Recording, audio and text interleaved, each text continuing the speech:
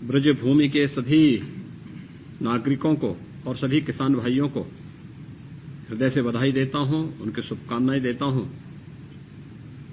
कि वर्षों से जो उनकी मांग थी कि खाद्य प्रसंस्करण के कुछ अत्याधुनिक इकाइयां यहां पर स्थापित हों, जो उस क्षेत्र के किसानों की आमदनी को बढ़ाने में जिनकी महत्वपूर्ण भूमिका हो, और इस दिशा में प्रदेश सरकार की औद्योगिक नीति के अंतर्गत पेप्सिको इंडिया ने कोसी कला में ये बड़ा निवेश किया और निवेश के परिणाम स्वरूप आज वहां पर इस इकाई का उद्घाटन हो रहा है। मैं इसके लिए पेप्सिको इंडिया को हृदय से बधाई देते हुए आप सबके प्रति अपनी शुभकामनाएं देता हूं।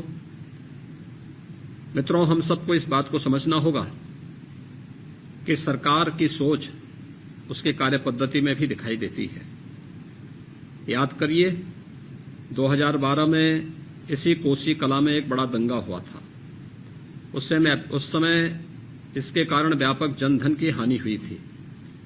जब सोच नकारात्मक होती है तो दंगे होते हैं, अराजकता फैलती है, अव्यवस्था फैलती है, और यह हर प्रकार की अव्यवस्था और दुर्व्यवस्था का कारण भी बनता है। लेकिन जब सरकार की सोच सकारात्मक होती है तो निवेश बढ़ता है, निवेश रोजगार का सृजन करता है और वह आत्मनिर्भरता और स्वावलंबन के लक्ष्य को प्राप्त करने में मदद करती है। कोसी कला आपने देखा है, मात्र 8 वर्ष के अंदर अपनी उस छवि से उभर करके एक नए युग में प्रवेश किया है। और ब्रजभूमि, कल हम लोग अलीगढ़ में थे, देश के यशस्वी प्रधानमंत्री जी के कर कमलों से कल अलीगढ़ में एक राज्य विश्वविद्यालय का शिलान्यास हुआ है, और साथ ही साथ वहां पर कल डिफेंस कॉरिडोर के अलीगढ़ नोड के कार्य का शुभारंभ भी हुआ है।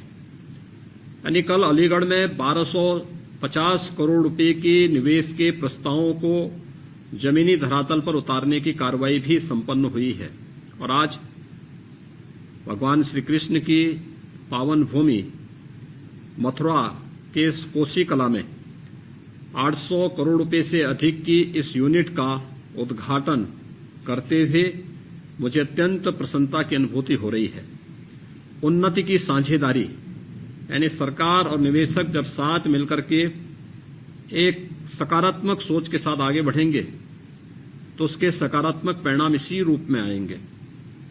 ये बहुत बड़ी बात है कि सरकार ने अपनी नीतियां बनाई और निवेशक उस नीति के अंतर्गत आकर के अपना निवेश वहां पर करते हुए न केवल किसानों के जीवन में व्यापक उन्नति में अपनी साझेदारी प्रस्तुत कर रहे हैं, बल्कि नौजवानों के लिए रोजगार के सृजन में भी अपना योगदान दे रहे हैं। यानी रोजगार के साथ साथ उन लाखों किसानों के जीवन में भी व्यापक परिवर्तन का यह आधार बनेगा जो वहां पर अपने उत्पाद के लिए भटकते थे।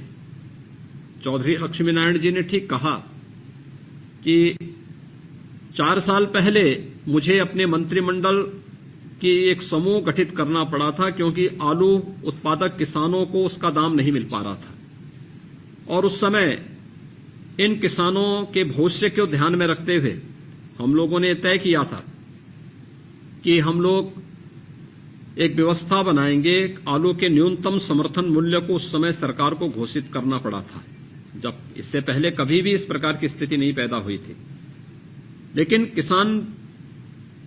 किसान बंधुओं को कहीं भी भटकना न पड़े, उनके सामने असहाय जैसी स्थिति न पैदा हो, सरकार ने उस समय निर्णय लिया था। लेकिन आज हमारे साथ इस उन्नति की साझेदारी में पेप्सिको इंडिया भी है, जो किसान भाइयों के साथ पहले ही साझेदारी करते हुए उनके उत्पाद का उचित दाम उन्हें देने के लिए पूरी प्रतिबद्धता के साथ कार्य करेगी। और जो मुझे बताया गया 1.5 लाख मीट्रिक टन आलू प्रति वर्ष का खपत इस यूनिट के माध्यम से होगा।